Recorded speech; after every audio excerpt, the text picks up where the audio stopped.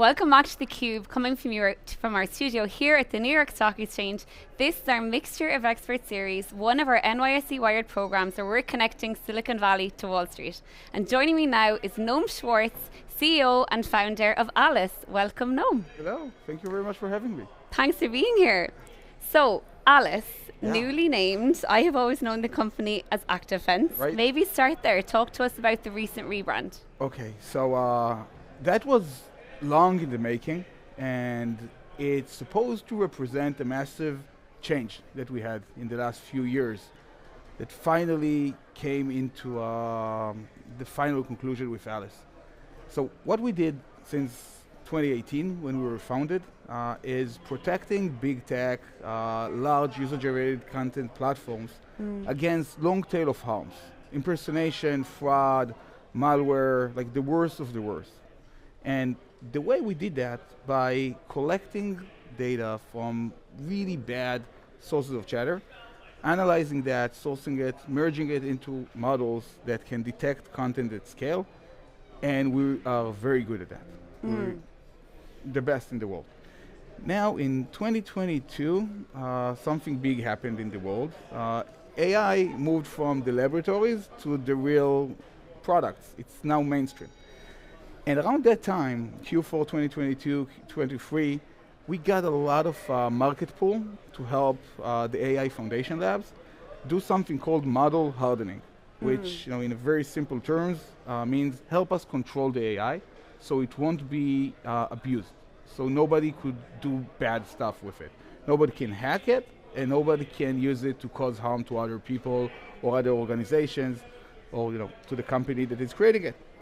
And this thing started as kind of like a science project almost, but then it became like multi-million-dollar business unit, and then it became multi-tens of millions of dollars of business unit. And we thought, wait a second, it's not a different concept. It's like a different story. There's something is up, and we realized that because of AI, not only that it's easier to cause harm to the big platforms, and it's cheaper, it's faster, it's more accurate. It's more user-friendly, right, in some respects? Yeah, everybody can be a bad actor right now, which is a massive danger for our regular customers. But also AI became the threat itself. It became a new door that you can get into an organization that is using it and actually cause harm to that organization.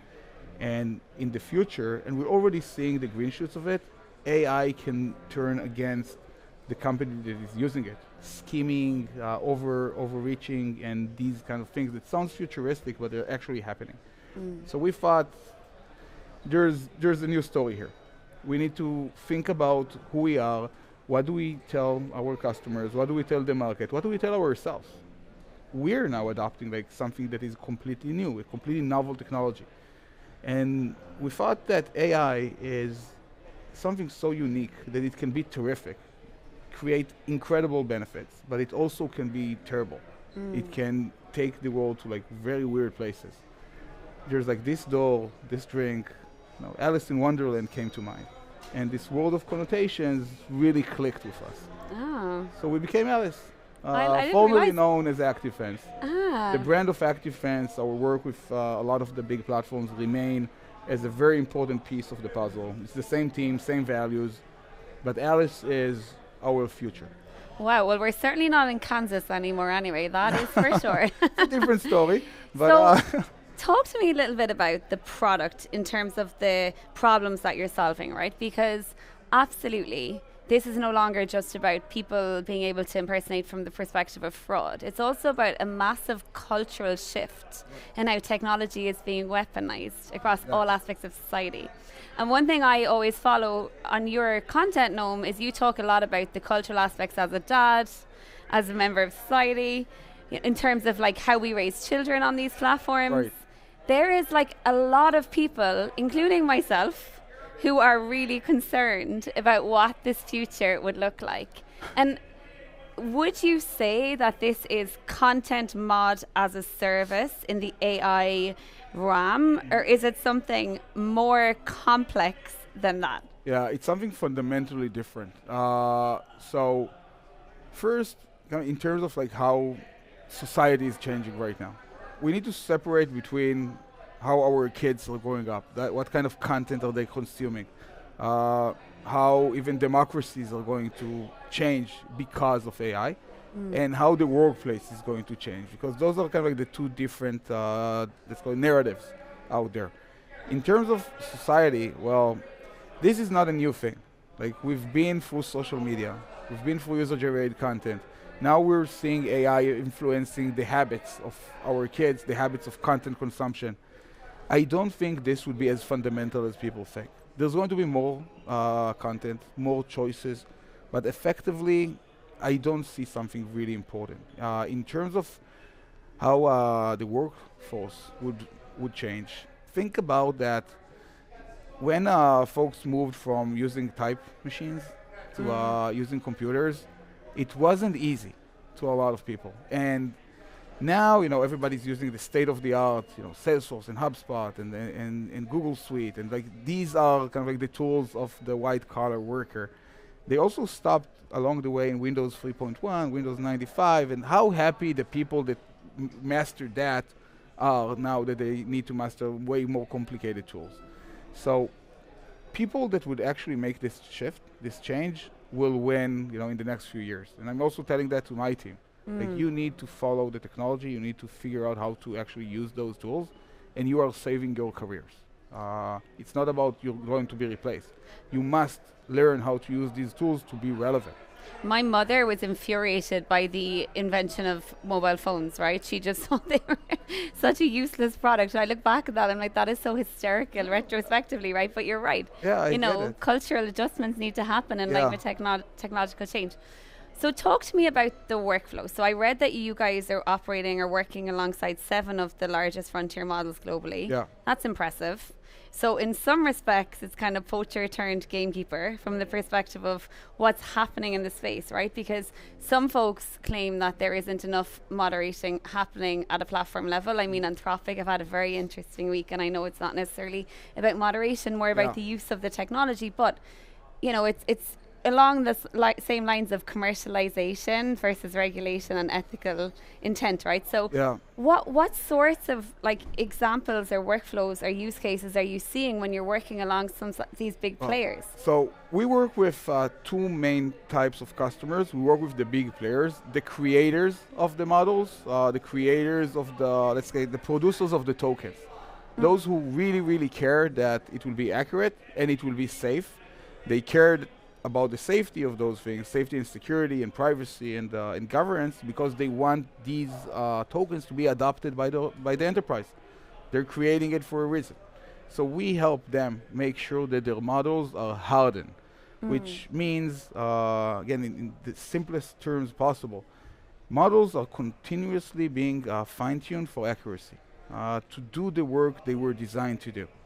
And they also constantly being fine-tuned for safety, to make sure they're doing just the work they were designed to do and nothing else.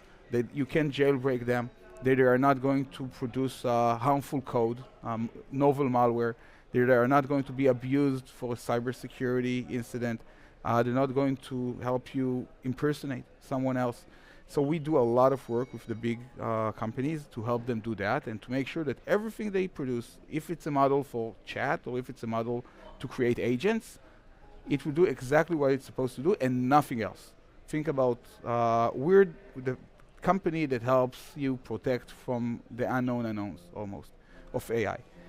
On the other side, in the enterprises are now adopting AI like nothing else. The introduction of Cloud Code changed the world way more aggressively than everybody look at what happened this week on the stock market, right? Look at some of the reaction to some of the Cloud Code announcements. It keeps happening. It's controlling the narrative, and it's beyond developers. It's like people can imagine how code beyond intelligence is no longer a limiting factor of progress. So if everybody can code, everybody can develop, and software is something that we're producing like documents. What does that mean for safety and security? What does that mean for guardrails? If we're producing so much code, how do we make sure that it's the right code? That it's aligned with our interests, with our KPIs, but also with the security and safety requirements of the organization. And this is where we fit in. we help enterprises deploy runtime guardrails, automatic testing that is based on what they're trying to achieve. And when you're combining that with the work we do with the foundation models, you just got the most powerful safety and security AI engine in the world. Let's talk about the speed of that interception, right, and the technical workflow around it. Like, are you saying, like, I'm familiar with the content mod, version from Meta, like maybe 6 years ago, right, where you had a number of people, there was sign-off layers, there was like escalation points. Right. Are you in a place whereby this technology is training and fixing itself? Like, is it intercepting live events and shutting down accounts or shutting down instances, or how? Tell me about the exactly like that, but instead of user-generated content, AI-generated content. So we have we created a new category called conversational tech, which basically means that think you're going to a telemedicine company and you're asking questions like, "Hey, I have this and that symptom. Like, what is it?" And someone needs to scan that content to make sure that it's based on the company's policy, that you're not trying to hack into someone else's database, or you're not trying to cause that model to do something it's not supposed to do.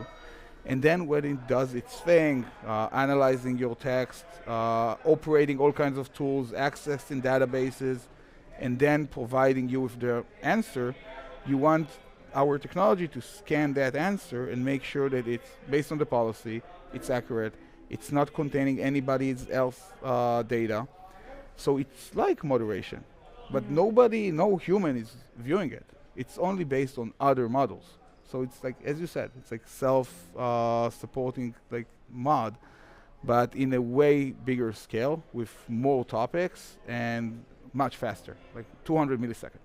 Wow. Yeah. And tell me about the sorts of vulnerabilities or threats you're seeing, the landscape for those, right? Is it coming, especially in enterprise, I'm very interested in this. Yeah. Is it coming from internal? Is it staff? Is it folks that are, perhaps searching or parsing sites that they don't realize the impacts? Like, what sorts of ways are these threats and these falsities touching enterprise? How are they coming through? What's the gate? So there are like three main cases. There's the adversarial, there's the naive, and there are the mistakes. Like the adversarial use cases is there's like a threat actor, or just like someone who's trying to like go against the company, and they're trying to do like new types of phishing. And trying to manipulate the model to get data that it's not supposed to give you. So it will send a PDF with malicious instructions.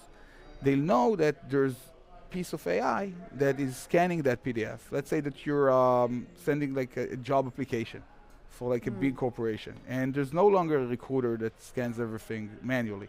There's a model that scans everything automatically, and then they prioritize. They try to manipulate that model, either to get them to the top of the list, or just to understand who else submitted the candidacy, or just to pull some API key that they're not supposed to pull. So those things are malicious. Bad actors are trying to do that. Another way is like a mistake. An employee just played with some chatbot, some agent that was created in the organization. That agent went online, went to a website with untrusted information. That agent can also call all kinds of internal tools and delete data, and lo and behold, a simple mistake caused the organization to lose a lot of data, or even to send data it's not supposed to send to like a third party. And there's things that are happening because of pure mistakes, naivety. Someone created a new application using Cloud Code or any other of the tools that can create code, and that was not a very elegant code. It worked. It wasn't elegant, and after 2 weeks, they discovered there's a vulnerability, a very known vulnerability in that code, and you can just go ahead and access the server and take whatever you want. So all of those things happening all the time, and there's so much code right now. There's so much AI that CISOs are don't know what to do. Talk to me about your own stack. Is this completely proprietary? Do you use many of the models? Talk about the build. So we don't use any of the models. We use our own models. So in the past 8 years, we built a lot of small models that are able to detect content at scale. So they are like cheaper, they're faster, they're tuned in on the specific violations and the policies that we're looking for. So they're not like general. We also have the ability to produce models that are fine-tuned to the policy of the organization that we work with, which is a very, very unique capability. We work with, like, let's say, a new company, a pharmaceutical, a bank, a gaming company, an entertainment company, and they basically define, this is what good looks like, this is what bad looks like, according to us. And then we harden that with our models, and they get their own strain, their own DNA of model that is exactly what they need, without the false positive that we're seeing with like other guardrails in the market and other solutions, and then they can actually trust their model. Now, on top of that, we have the largest security reverse engineering AI laboratory outside of big tech in the world. Wow. So think about 100 people constantly looking for new vulnerabilities in new AI models, and they are working day in, day out, finding the new things, understanding the new research, and implementing everything into our models. So those things working like hand in hand and creating this synergetic value that provides our customers the best value they can get. Talk to me about the speed of keeping a pace with this market and these dynamics, right? So that's impressive to hear that, but I would imagine that, you know, companies aren't working on 12-month sprints anymore. You're working on probably like almost daily sprints in terms of the constant updates. Yeah. It seems to me as though there's a launch or a re-release almost every week. Yeah. From an R&D perspective, what does that mean? Like when you're running a company that's kind of trying to keep a pace and use it as a, I guess, defensibility cell back into these markets? So there's a lot of uncertainty in the market today in terms of what the market really needs. We don't build a year in advance. Like our product roadmaps are, nobody thinks that we can estimate what will happen a year from now. It's like a few weeks or months, but also the development velocity is is shorter, so we can actually do that. Right now, a lot of enterprises are looking at themselves and asking, are we moving fast enough? Are we using the right technology? Because one day OpenAI releases something, and then Anthropic releases something, and then Google is releasing something, and then Grok is coming like from the left side, and like, what's better? What's more secure? It's very hard to know what's the right move. And the good news, the entire industry shares that. But the way that we operate is small teams, shorter sprints, listening to our customers, but also be able to define what good looks like, and not wait for every single to arrive, because technology is moving way too fast, and the adoption level is way slower than the introduction of new technology. So as you said, like every day there's something new, and I don't expect the enterprise to adopt that fast enough. And our job is to help them adopt faster, because every CEO, every board, they want to see the organization, increasing productivity and doing more stuff and moving faster. But they're very afraid, and also they don't know how to do it. Yeah. And that's where we fit in. Well, every day is full of new surprises. No, tell me, close us out. What's ahead for you and Alice? This rebrand. What's on? And I know we can't talk about a product roadmap from a year out, but tell me, what's ahead for the next year for you and the team? So we're going to cross $100 million of ARR, wow, which is like a big thing for us this Congrats. year. We're working with terrific customers. We're introducing novel ways to defend AI. We're looking forward to agentic AI to really take over the entire industry. There's incredible developments that are coming from the foundation models that were not introduced yet, and they're going to shift the way people even understand the potential of the technology.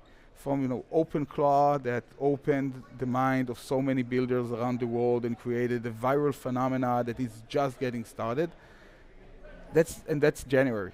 We're going to see a lot of development this quarter. We're going to introduce like a very interesting new product that is going to change the industry in Q2, and sky's the limit. You guys going to be at RSA? Yeah. Great. Okay. Well, so is theCUBE, so maybe see you there. You won't be able to miss us. It's going to be a massive rabbit, a massive clock, and we're going to have a mad tea party. Good. I love a good tea party. Noam, thanks so much for coming on theCUBE and NYSE Wired. I'm Gemma Allen, coming to you from the theCUBE studio here at the New York Stock Exchange. This is our Mixture of Experts series with NYSE Wired. Thanks so much for watching.